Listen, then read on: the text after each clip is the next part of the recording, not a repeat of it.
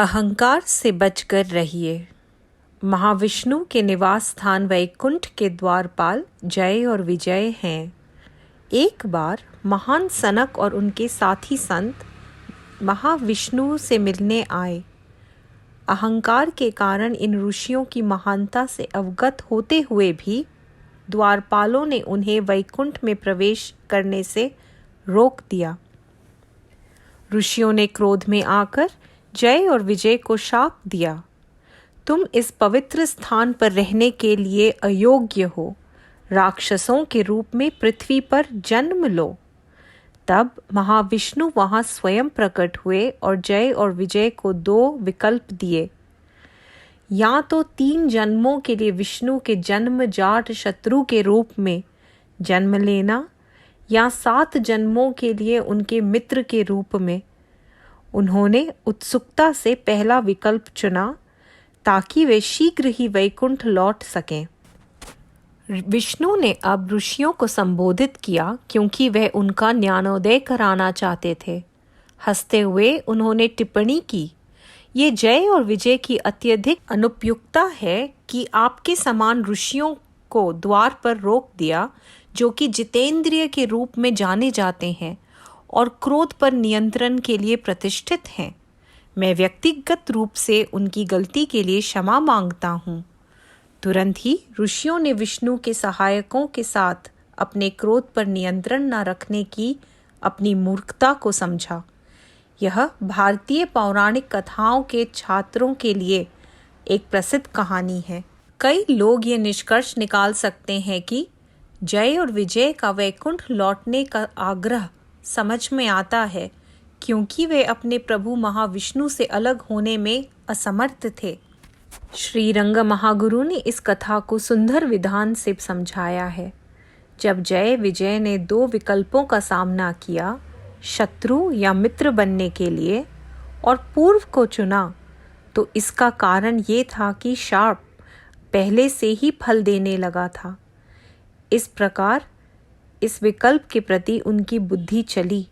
वे विष्णु के सहयोगी होने के लिए चुन सकते थे, चाहे 7 जन्मों के लिए हो या 100 के लिए। वैकुंठ के निवासियों के रूप में उन्हें अपने मन को हमेशा प्रभु पर रखना चाहिए था। भले ही वे श्राप के कारण पृथ्वी पर जन्म लेते, यदि उनका मन विष्णु के प्रति अगाध रूप से समर्पित होता तो न जन्मों की संख्या और ना ही उनके रहने का स्थान दोनों ही उपेक्षित थे।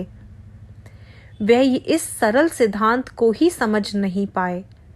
चाहे स्वर्ग में हो या नरक में, सुख में या दुख में, मैं हमेशा तुम्हें याद रख सकता हूँ।